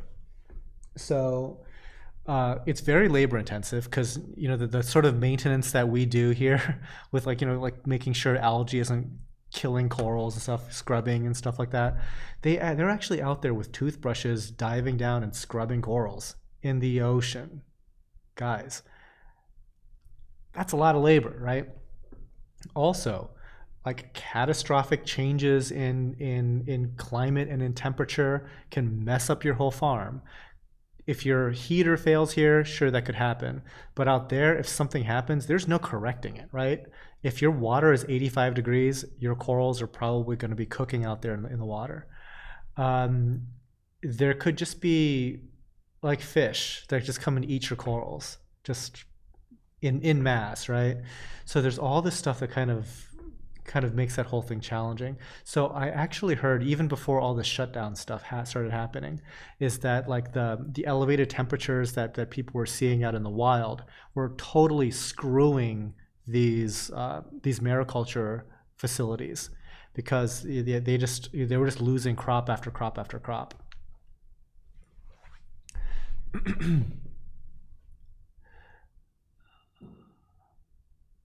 Hurricanes and oil spills.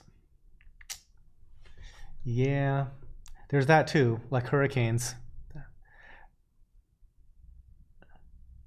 So not only that, but Gulf water really isn't that clear, kind of dirty. You'd be surprised at how not clear the ocean is. So Vietnam, it was like green water. Like, so if you can imagine taking like an entire bottle of phytoplankton and just dumping it into your reef and it gets that green cast, that's pretty much what the water looked like. And the corals looked great. So I think that sometimes we get the wrong idea of what a coral reef looks like, because, so this is just my little tinfoil hat theory on this, but clear water is self-selecting for videographers and for photographers. Because let's say you're a professional underwater photographer, and it's kind of a little bit murky out, a little bit sedimenty in the water. What's probably going to happen is you're just not going to take the camera out that day. It's going to be a bad picture. I'm not going to shoot. There's no point. I'm going to wait for a clear day to then go out and shoot. So when you start to have that happen over and over and over and over again, and the only experience that people have with the ocean is seeing the clearest days on the coral reef, you think that's what coral reefs look like, when in reality, that might have just been like the clearest day for that postcard quality image that person took. But the rest of the time, it's murky green water, and that's what grows the corals. So I kind of have a feeling that that's more likely the case, because I'm kind of getting a feel for how much corals consume as far as their feeding. And a lot of the corals that we struggle with, I think a lot of that is tied to how little we actually feed our aquariums. Now, I mean, part of that obviously is that we need to manage the nutrient overload issues, and that's a completely separate topic. But if I had it my way, I would feed my tank 10 times as much if it didn't, create a nutrient spike that killed off all my corals. So like for the ocean, it's obviously not as bad because, like huge blooms of phytoplankton come in and goes away. It's not a big deal. Here in our tanks, it's going to be a bigger deal. Interesting point though.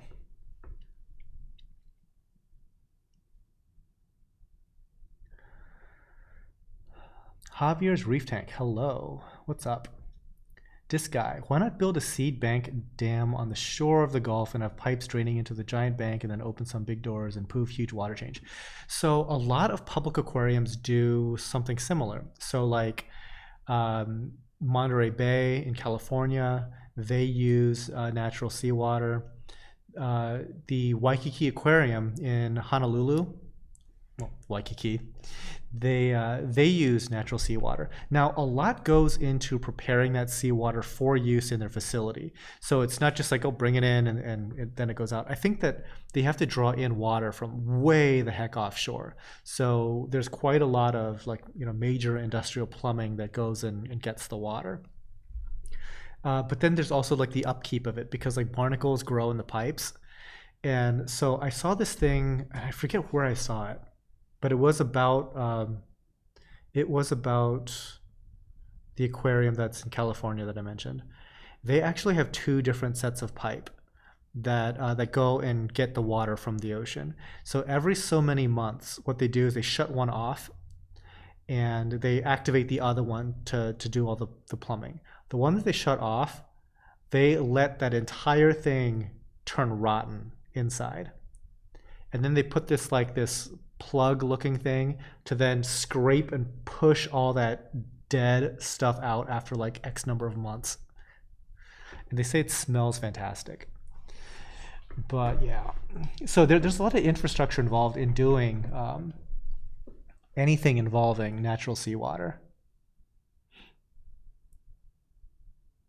Long Island Awoken says, hey, what's up, Awoken? A Long Island Aquarium does that on their 20,000-gallon reef. That's cool. Yeah, pretty much I think a lot of the coastal places would do that. They have a 2,000-gallon natural seawater holding tank. That's it? I mean, like, I'm kidding. I was like, I got 1,000 gallons. Jeez. Need to step up your game, Long Island.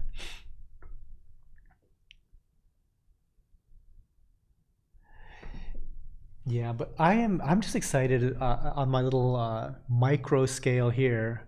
I'm just excited about being able to spread out a little bit and kind of culture a lot of corals in just a more organized fashion. Like my greenhouse right now is just packed to the gills right now, and I was really hoping that the tanks would be here in April. We're in late May, they're not here, so I'm like, guys, let's go. I need to start fragging tons of corals. But yeah, and I want to collect like a lot of cool strains that we don't currently have, and I'm a little bit gun shy of doing that in the summertime here at the greenhouse, just because like I don't want to to spend $500 on a rare acro and just have it just RTN on me, just because my parameters out there could fluctuate. We could have like a straight 100-degree week or something like that here in Ohio. Can never tell. Oh, that's another thing. So we've done a really good job of controlling temperatures on the low side. So like all winter long, I had zero concerns about temperature. But now that it's hot, I want to be able to bring those temperatures down. Now we do have a cooling system, but it's not super awesome. On like the hottest days, we'll run it. But the plumber, Jeremy, is coming up with a system using our underground cistern water, basically using it as a heat sink and doing like a heat exchange system, a geothermal heat exchange system to lower the tank temperatures if it's too hot. But it's not built just yet, so that'll be really cool, and hopefully we get that going in the next few weeks. I'm being optimistic. It's probably gonna be the next few months.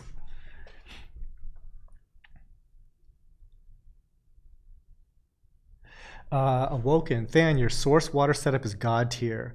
Thank you. I agree, because in my video I said we're hoping to get a 1-to-1 ratio of clean RO water to the RO wastewater. No, it is way better than that. We're getting 2 gallons of clean for every 1 gallon of waste. And it's because there's this redirection valve that's in the RO system, in the RO component, right? That it basically takes that wastewater, 50% of that goes down the drain, but then the remaining goes right back through the RO again. And there's like all these different gauges that tell you like what you can kind of get away with. But because our water that's being collected from the roof is starting off so clean and clear, and it's also running through all that pre-filtration. By the time that it gets to the actual RO system, it is very heavily massaged, and that way we're able to really crank down on how much water is getting recirculated. So we're producing honestly very little wastewater for how much clean water. I mean, a 2-to-1 ratio is absolutely absurd, because a typical home aquarium, like the type of thing that you'd basically find from like a Bulk Reef or even like Lowe's or Home Depot, any of these, you know, these drinking water type sized systems, you are very lucky to get 4, like basically 1 clean gallon, 4 wastewater gallons. Like that is fairly typical for that type of unit.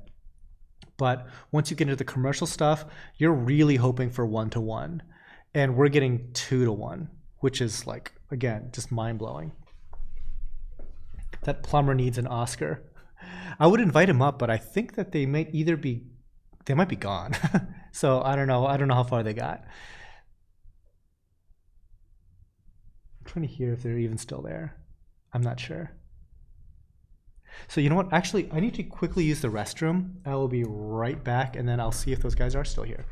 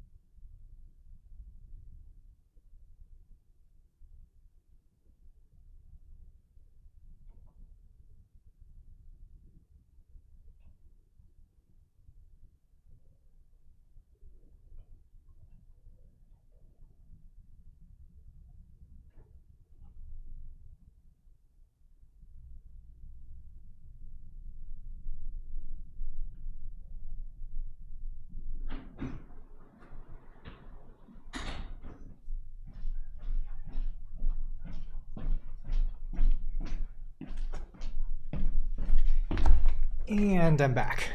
Well, that was enlightening. I did not realize just how quiet this studio is, because as soon as I went out there, it's loud as hell out there.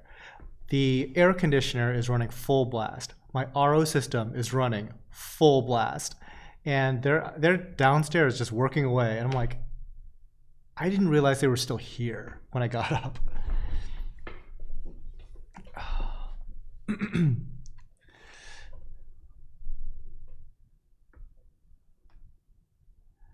Alrighty. What number are we on? 131. Okay. So we have about 50 minutes-ish left. Not bad.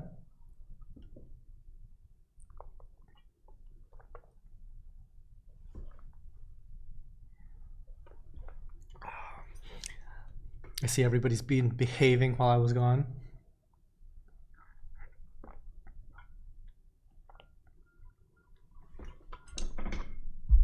Yeah, I don't know what's up with my shoes. I don't know why they make any sounds. It's these, what are these things? Adidas Hyper Bounces or whatever.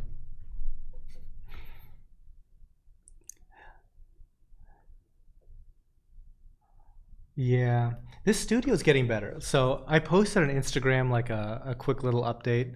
I had this this really nice rug that was in my dining room in the house, and my cat Piper would scratch this rug in the same spot every day for like the past 3 years. And I'm like, it's such a high quality rug that I'd really rather not have my cat destroy it. And so I brought it out to this to the studio, and it's really helped with the audio, just having like a nice big carpet set up there.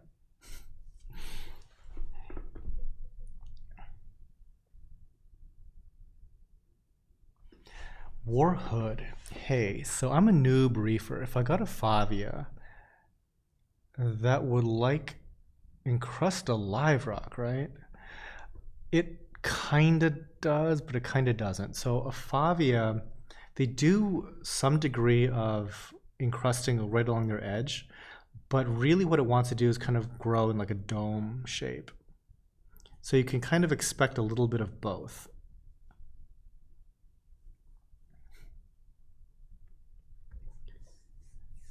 Chris Moniz, hello. How do you, I can't pronounce any names today. I'm so sorry. Chimp the Reefer, what's up? Oh.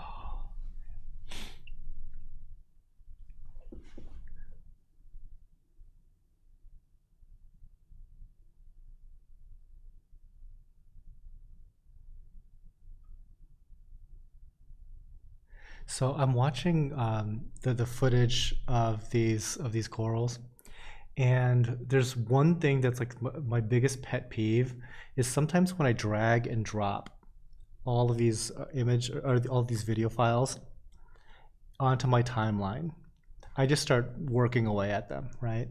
But what's weird is like sometimes there's like this weird little bug that happens where it'll just like skip a few files that I dragged across.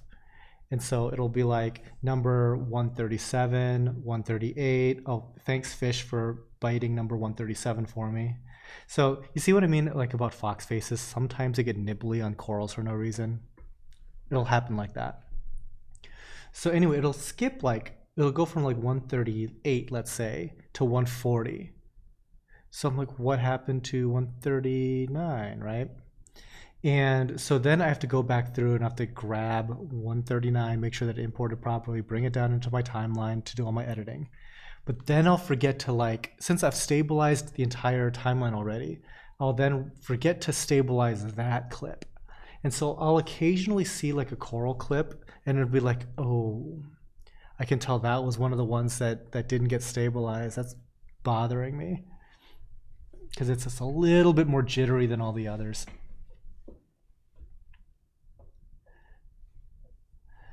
Yeah, floor dumping certainly helps in breaking up acoustic wavelength, but you already knew that. Yeah, I mean, this whole place is so like so flat and boxy that anything helps. And also there's like a chair in here now. I brought my stereo system from my house here because I never listen to it in the house. So there's like two things in the house that I wish I could use more of, and I just couldn't because it freaks out my cats. So if I play my music, it freaks out my cats. And I have a punching bag that's in my garage, and if I try to get a workout and hit the punching bag, I walk back into the house and my cats are like freaked out. So those are two things I don't get to use because of that. So at least my stereo got moved here. Okay, Zachary Scott, based on your experience as a hobbyist, before your business took off, are there any tips, tricks to moving your aquarium to new residence? Yes. Okay. So from personal experience, I have taken down a 75-gallon tank that the stand was kind of getting a little bowed on, and I was afraid the whole tank would explode. So I broke down an entire 75-gallon tank, moved everything into like totes and stuff like that, moved the tank away, and put up a 150, or maybe it's a 150 or maybe it's a 120 in the exact same spot. Plumbed everything in, filled it with water, got all the corals back and all the fish back into the new tank in one day. It was such a ridiculously hectic, nerve-wracking experience that I would not wish that on my worst enemy. Like, that's nervous breakdown inducing craziness, right? So whenever anyone asks that question, right, to moving an aquarium to a new residence, what I would suggest is have a tank already set up there. So all your move entails is breaking down a tank, moving all the stuff over, and just dumping it all into a tank that's already running. Because to break down a whole tank, get everything into their own little individual containers, to then go all the way over, rebuild everything, and then dump everything in. It sucks so bad to do that. If at all possible, it's like if you're ever thinking about doing a tank upgrade, now's the time. Buy that tank now, install it at the new place. Whatever you spent on that, trust me, that is saving you therapy dollars at that point. Just think of it as a significant discount on therapy.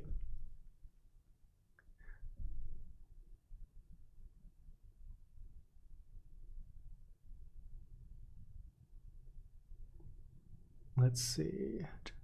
I have very little aptasia. Many of them.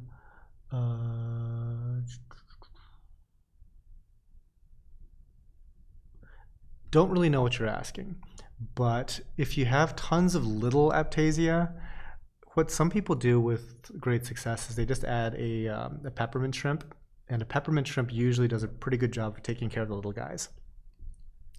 Marius, Tact Audio makes one of the best room correction preamps. That's interesting. I've seen those room correction ones before. The only ones that the only one I've ever seen, this is like so off topic. The only one I've ever seen personally was made by AccuPhase, and it was very expensive if I recall correctly. But it was pretty cool. You like set up a microphone like right where you're seated, and that preamp just kind of like just analyzes the reflection that it's getting from that microphone and fixes your audio. It's kind of cool. Bergia nudibranchs help with aptasia. Yeah, you know, obviously I'm familiar with those nudibranchs. What's weird though is I've never personally owned them, and I'm like scared to death of nudibranchs now. Like I'm totally racist against nudibranchs because of experiences with zoanthid eating nudibranchs and Montipora eating nudibranchs. And I'm sure there's plenty of others that are completely safe. I just hate nudibranchs now. This one is just as pricey, but better. There you go. Yeah, the AccuPhase one that I saw was way back when I was in college in the 90s. So yeah, I would expect it to be better after all these years. And I guess here's the other thing. I don't listen to a lot of music these days. It's like my alcohol consumption and my music consumption have all gone down since college.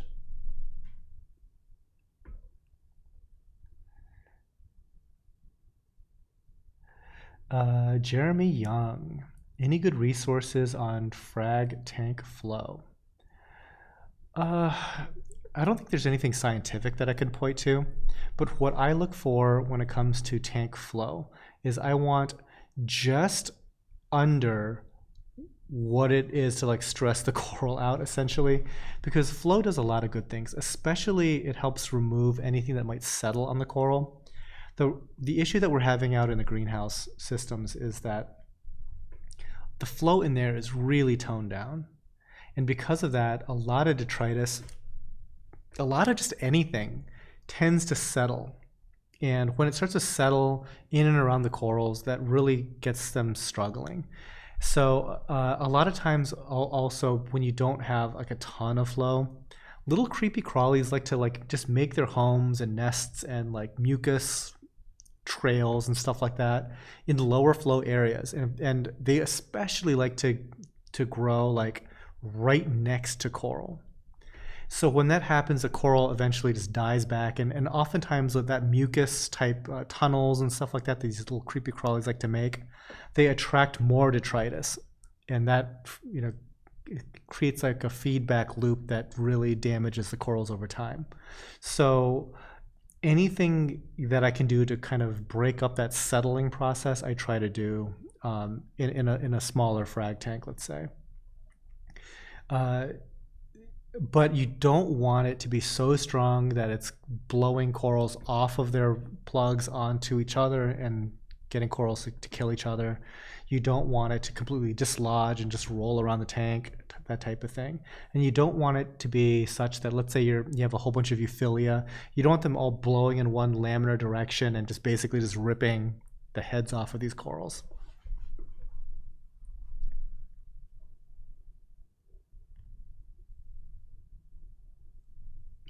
Mary Stark, I saw Meridian gear in your video, so I took you for a hardcore audiophile. Used to be in college. I used to be. Yeah, so I've got some Meridian stuff. I have some past lab stuff. Yeah, like, you know what? Looking back at it, the money that's spent in aquarium stuff is like tax on the stuff that you spend in high-end audio. And I've thought like many times about selling my audio system, but so I'll talk to like some company locally that would be willing to buy it and be like, I just need to make sure that my stuff still works, right? Because it's, you know, from the 90s. And so I play a CD because, you know, that's the technology. And it sounds so good because there's not a lot of really good audio companies these days that I know of. Like, I think it's kind of like a lost thing with, you know, everything being so mobile. So I hear it and I'm like, well, I can't sell this. It sounds so good. Like I would hate to not have the ability to listen to music in a really nice setting like this. So I end up not selling it year after year after year, even though I kind of could use the money. But yeah, I'm glad I still have it, but I don't listen to music quite as much as I did when I was younger.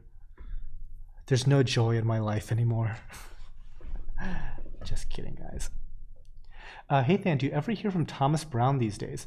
Interesting. You know, I hear from him like it's weird. It's every like few months. We'll just start chatting on Facebook or like in Facebook messages, and then we'll go our separate ways and come and talk about stuff for like a little bit and then go our separate ways. So as far as I know, he's not in the hobby anymore. He's focused entirely on his like wedding videography business down in Atlanta. Speaking of Atlanta, he's somebody I could go and visit possibly if I ever go see the aquarium.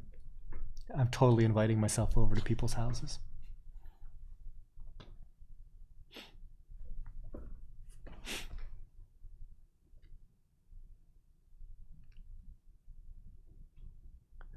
Marcus Stevenson, I had a few Aptasia in my tank, bought a peppermint shrimp, they're gone the next day. Yeah, I could see that.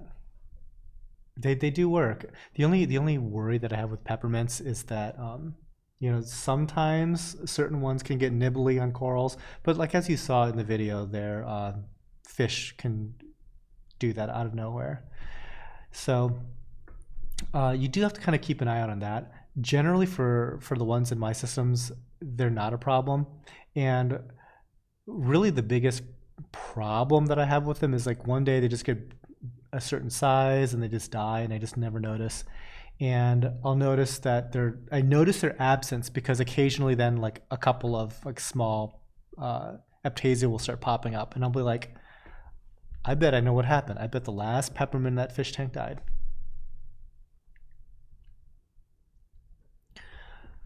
I'm waiting to try that. Apparently no one is selling bumblebee snails at the moment. So bumblebee snails are, I guess, are the ones that are supposed to eat remitted snails, and I don't know where they come from. So if they're coming from one of the geographies that are no longer shipping, that could explain a lot. BT Medic, I like Klipsch for audio. Yeah, the horns. I have heard it, but again, 90s.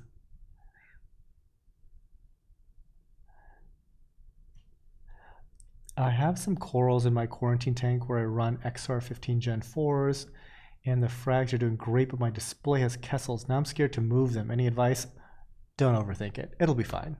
I mean, some corals might change a little bit responding to different light, but generally speaking, you're talking about like lights of the same quality tier, and frankly,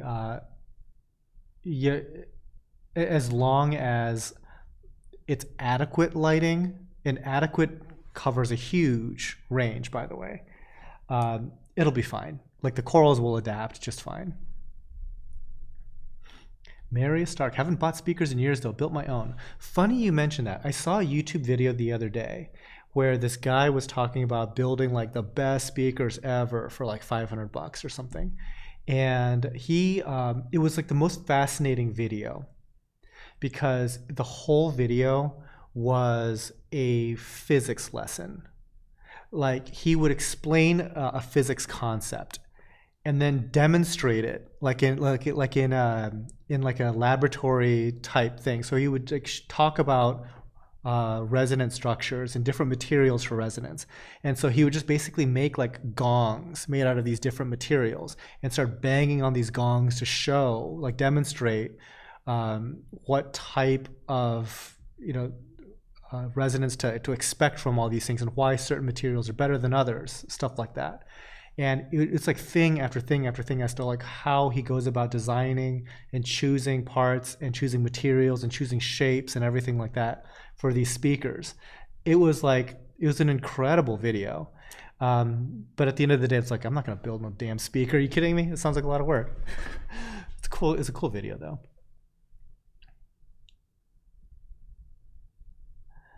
Very stark horns plus tube, single-ended tube amps. I used to have Carry single-ended 300B monoblock tube amps. They were like 8 watts a piece. I ended up selling them, but it was kind of cool while I had them. Yeah, so what was funny about that video? So you just said like, there's no such thing as best ever. Yeah, just like, what's the best skimmer, right? You can build very good speakers for less. Best, not really. So what I thought was really cool, well, not cool, but funny, was at the very end, he plays the speakers for you. And I'm like, what's the point? I'm listening to this video on a laptop. I can't hear your speakers, dude. I'm listening to my speakers, which are stuck in an Apple. David, what's up, Dan? What is up, David? Joseph Puzo, who's responsible for naming corals with these crazy names? It depends, Joseph, on what the crazy name is. So for example, item number 163 is a neon green Florida Recordia. I'll take personal ownership over that one. Pretty much if it's just like color and name of coral, that's probably me because I am out of imagination at this point. Now, for some of the more colorful names, that very likely came from online. So if somebody else has named something that we have, we will defer to the most popular name for Google search purposes. If there's no record of any name and it doesn't lend itself well to calling something green or blue, then Ben takes a stab at naming it. And I think he's pretty done with the whole naming stuff as well. So we were talking about this a little bit earlier, but some companies are all about rebranding every single coral. So like these SAKURA zoanthids, they would call it something completely different and just go with their new branded name to kind of like, create more of a brand recognition for their company. I'm the exact opposite. I'm like, if there's an existing name out there, let's go get it. Carry is great. 18 watts is plenty for horn-loaded speakers. Yeah. Yeah, and the Western Electric 300B tube is like, I guess, okay, I'll use an example from the reef aquarium world to describe that. That is akin to a 400 watt 20K radium bulb. So there's like these, so in audio, there's like some legendary tubes. And one of them was like a Western Electric 300B as like the best tube sound. And so like kind of like how like the 20K radium is a very like legendary bulb. A 10K Ushio or a 6500K Iwasaki metal halide bulb is kind of like that.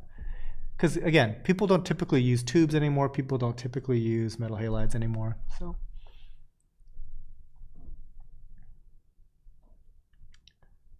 Mike Hewitt, is pastel alveopora good for beginners? I probably wouldn't say it's great for beginners. Goniopora and alveopora tend to have a sketchy reputation for being challenging.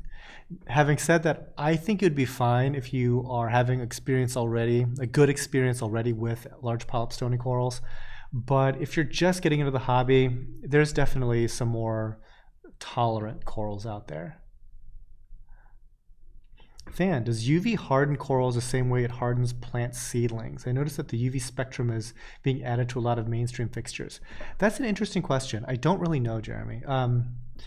So I mean, I know UV hardening is a thing in manufacturing as well, but what I've noticed is that when it comes to corals, if anything, like whatever it is we're doing is not good for their skeletons. Like they basically have osteoporosis.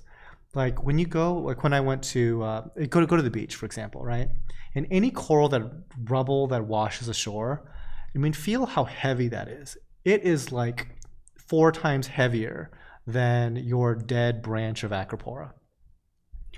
And it is just a completely different animal. Or like the stuff that you fill your calcium reactor with, which is basically dead coral rubble.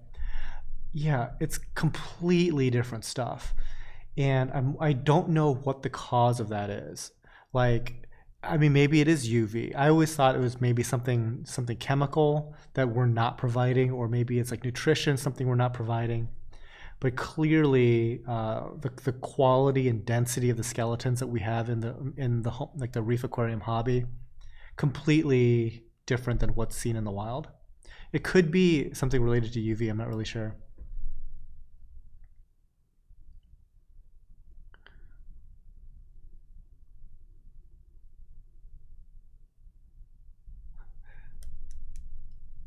Two, please, taken off. Gotta bounce, Dan. See you next time. Thanks. Thank you very much for all your super chats, and obviously your contribution to the chat itself. Gotta shout out everybody. So there you go. JJ Iron 706. Dan, you're the best. Amazing videos. Keep the videos coming. I'm trying. I'm really trying. I'm in a little bit of a writer's block. So the next video I want to do is talking about my camera and just like the audiovisual setup in general. People are very curious about that. I can do one thing a year on that subject without boring everybody to death. But that's like a kind of a collaboration between me and Tech Gear Talk, who has a very good up and coming tech channel. So I'll give him a shout out, and I just need to script that video. That's really what it boils down to. After that, I've got a couple of coral specific videos that I want to do. And then down the road a bit, I'll do a building update on what we have going on here. Probably once we get the sumps, I'll start to talk about some of those things. Than, when you said your alk was low, I'm wondering how much it has to do with the speed of growth. It has a lot to do with it. It has a lot to do with two things. First of all, we were really bad about the maintenance on our calcium reactors, to the point that our calcium reactors basically weren't running for about a few months. That's never good. And we don't test that often. Also not great. The other thing is we were getting explosive growth, especially out of things like bird's nest. So bird's nest, very fast growing coral, and it just grew like weeds, and our alkalinity dropped to like 3. But nowadays, that same system, alkalinity is about 7. Not bad. It's not 8, but it's not bad. Jesse Wang, lol, spent all morning trying to get a new 6-line wrasse to eat flatworms. Flatworms are tricky. Certain wrasses will. Whenever I have like a flatworm issue, I kind of look to damsels. Damsels tend to do very well with flatworms. They can be such like a chippy little fish, but they do a number on flatworms. Now the least chippy damsel that we like to have here is oh, what are they called? Little blue and black guys. Old age guys. My memory. Springeri damsels. So I like those. But the best one at eating flatworms was a domino. And that's a mean fish. Tristan Hen, can't wait for the new place to be done. You and me both. You and me both.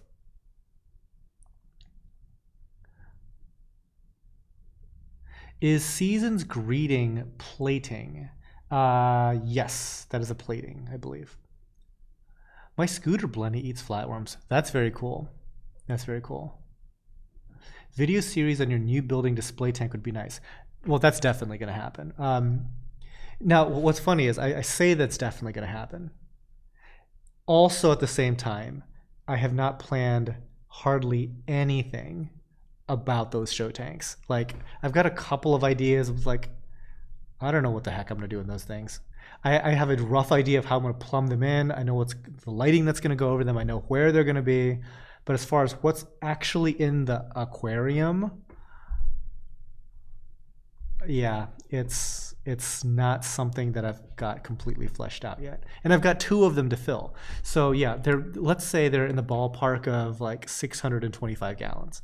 I've got 2 625 gallons. So I'm sure I'll just ask in that video once I set that up. It's like, what would you guys do? Because I have not put a ton of thought into this.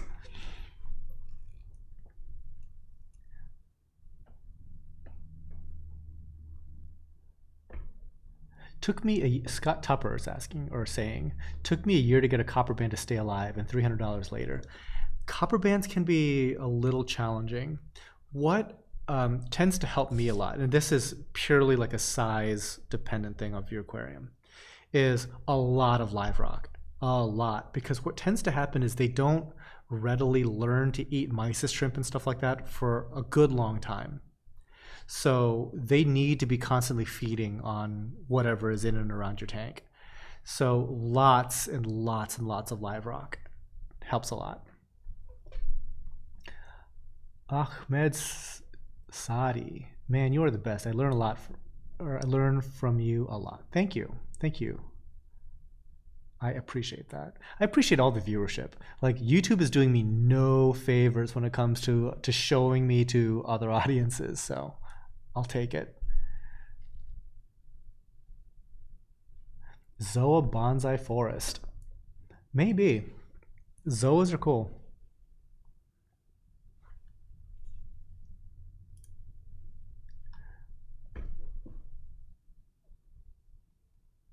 That's what I'd try out the gate. Love white worms. I'm thinking about sucking up some flatworms and mixing them in with some white worms. I have no idea what you guys are talking about. I have no idea whatsoever. Like, what are white worms? Somebody help me out.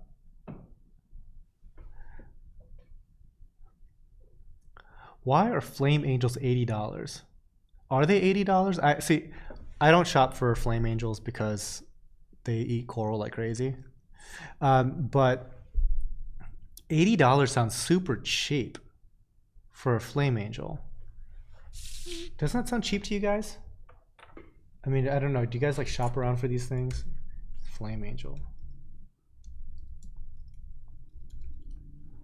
Flame angel. So let's see.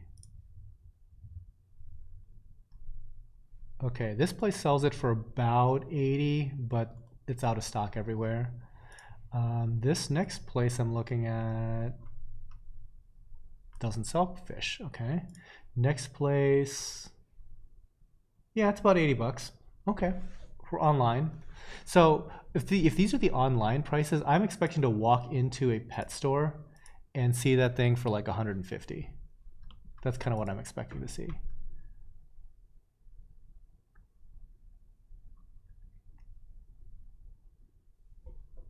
Pipefish eats flatworms as well, but keeping it alive later is something to consider. No pods, don't buy. Yeah, I guess it depends on the pipefish too. Like some of the pipefish that I've had didn't do that. Speaking of zoas, how about some LA Lakers zoas? Hard to find in stock. Yeah, you know what's crazy? Those used to be everywhere. And I think we're down to like just like a few, and nobody else has them. Like, they used to be such a common zoa, but no, they're like South China Sea or Indonesian, or I think they might be South China Sea. They might be practically impossible to get from the wild. But for the longest time, we used to have hundreds of them. we used to sell them for like $15, and now they would be who knows how much. You used to have yellow branching parietes. Any chance you'll have it again? So yellow branching parietes, Gina, that is a difficult coral for us to grow for some reason. I mean, maybe it's, well, obviously we're not providing it something that it wants, but they tend to do poorly long-term here. We might actually have one, but we'll have to see it. It might not look that good. And I think that those are Australian, so there is a chance that in the future we might have it. White worms are cultured worms. Think black worms, but in soil. Very high protein lipid, great gut loader, survive in the tank, short term, fantastic for finicky eaters. Interesting. Okay. $80 is not cheap. It's ridiculous. Okay. For some reason, I thought that flame angels were more. The last flame angel I had was years and years and years ago, and that thing ate so many corals. So I don't do the dwarf angel thing ever. Never, never. Oh man, we're coming down the final home stretch here, guys. You have any last minute questions? We're going to item 190. So hopefully you guys found some stuff you liked, right? We didn't talk a ton about corals, I guess. Well, we did a little bit, I guess. All right, so I should go over some last minute things. For all the people that had purchased today, we'll start doing shipping Tuesday. Monday's a national holiday. Tidal Gardens Barbecue is still a thing. So if you want to check that out, it's tidalgardensbbq.eventbrite.com. Check that out. And real quick, thank you all to the Patreon crowd. Thank you to all of the people in Super Chat. Appreciate you guys. I'll shout you guys out right now. That's to Please, Gabriel Berkey, Mike Arthur, Ernie Wallace. Greetings, greetings, greetings to you. Thank you. All right, I got to shout out this entire list of people on Patreon to get the personal shout out. Sean Gill, Bill Russell, Jeremy Altman, Ernest Wallace Jr. Thank you again. Elizabeth Dowell, Dave Davis, Nick Korn, Patricia Heineke, Ann Lyons, Gwen Nicodemus, Sabrina Van Leisdonk, Lisa from Lacree Fine Art, Rainey, Christina, Christopher Frame, Amanda Morgan, Tasha Radich, Kelly Hartmeyer Miller, The Classroom Reef, Chuck Admire, Jean A. Van Vorst, Flashkin, Rico's Aquariums, Christopher H. Curry, Alan Jackson, Trevor Joseph Overbeck, Kevin Cortez, Ryan Kern, Steve Pond, Nate Bowler. Thank you guys so much. All right. Mary Star, great show as always. Thank you, Emperor. Man, I love that. I love that handle. Okay, so this will make a lot more sense once you guys start seeing like the Dune movies come out, but I'm all about being God Emperor Than. So I'm gonna throw that out there.